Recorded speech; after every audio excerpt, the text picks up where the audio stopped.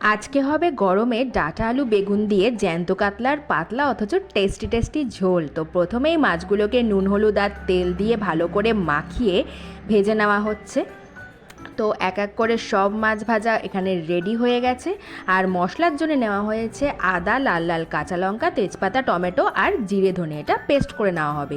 এরপর তেলে দিয়ে দেওয়া হচ্ছে জিরে ফোড়ন, তারপরে দেওয়া হচ্ছে আলুগুলো ভালো করে ভেজে দেওয়া হচ্ছে ডাটাগুলো আলুর সাথে ভালো করে ভাজার পরে দেওয়া হচ্ছে বেগুন। এরপরে পরিমাণ মতো নুন দিয়ে সবজিগুলোকে খুব ভালো করে ভেজে মশলার পেস্ট দিয়ে দেওয়া হলো। তারপর দেওয়া হলো অল্প করে চিনি। এরপরে ভালো করে কষিয়ে নেওয়া হচ্ছে মশলাটাকে।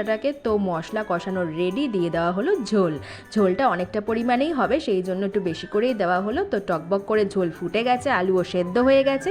এরপর দিয়ে দেওয়া হলো ভেজে রাখা মাছ, আর বেগুনগুলোও তুলে রাখা হয়েছিল সেটাও দিয়ে দেওয়া হলো। তো রেডি হয়ে গেছে জ্যান্ত কাতলার পাতলা আর টেস্টি টেস্টি